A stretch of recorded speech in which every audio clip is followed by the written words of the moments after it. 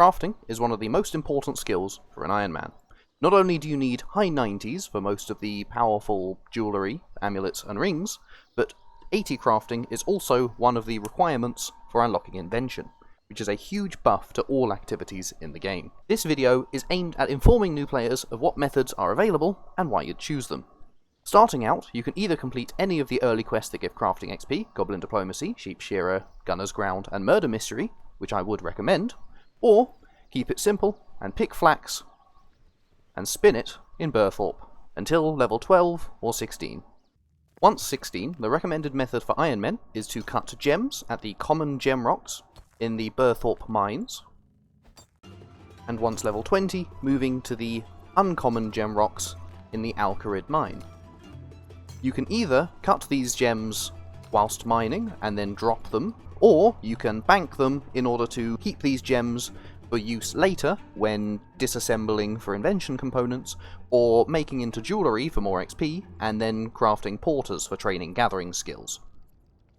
To make this process less tedious, you can obtain a gem bag and upgrade it from the Dungeoneering shop, and this will allow it to hold up to 20 or 100 of each gem when upgraded, and these upgrades respectively cost 2,000 and 20,000 Dungeoneering tokens, but are highly recommended to speed up the process and to make sure that banking and saving the gems is less tedious. If you have access to it, you can skip most of the gem mining via the skilling boss, the Gate of Elidinis. Unlocking this boss requires 86 Archaeology, 66 Magic and 75 Necromancy among other things, so it may take some time, but it provides a relatively fast alternative to gem mining with XP that scales off your crafting level, as well as a necklace that grants 3% increased crafting and fletching XP.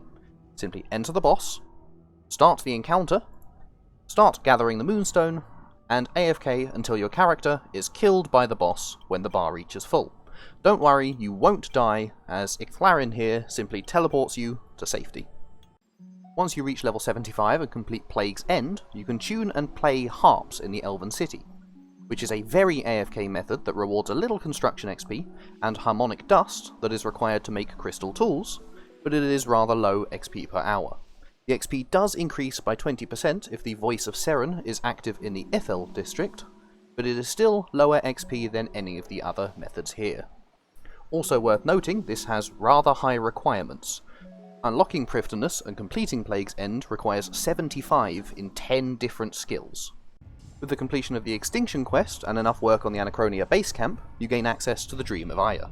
Unlocking this requires 70 Divination, 58 Agility and Archaeology, and either 85 Runecrafting or Smithing, so it can also be quite difficult to unlock, but is well worth it. Avoiding what exactly it is due to lore spoilers, you can enter and hand in the Anachronia base resources to the residents for passive experience in one of 6 different skills, one of which is crafting. The XP here is time-gated based on how many workers you have gathering hides, but is fully AFK once started, and can reward player-owned farmed mush and occasionally animals, relics for alking or disassembling, and rarely the Necklace of Salamancy, a best-in-slot for the Dinosaur Slayer monsters and bosses on Anachronia. Past level 75, you also start unlocking Decorated Urns. These give mediocre crafting XP, but boost the XP in whichever gathering or artisan skill the urn is made for by 20%, up to 25% with an urn enhancer, so are very much worth the time, and the crafting XP can be considered a bonus.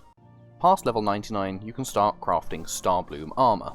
Starblooms are grown in flower patches, but produce very little compared to how much time it takes to gather the seeds, so are only worth doing if you have the seeds already, or are making your own masterwork magic armour. The process involves spinning the flowers into thread, weaving the thread into cloth, drafting, and then designing the piece you want, and then tailoring it until done. When designing and tailoring, sometimes you may get a green glow on the station you're interacting with, which when clicked will speed up the process and reward more XP. There are many more ways to gain crafting XP that aren't explained here, but those are in smaller amounts or a lot less experience per hour, so not as commonly used and not suited for a quick guide such as this. Hopefully this video helps with unlocking invention, and eventually getting 99 or even 120 crafting.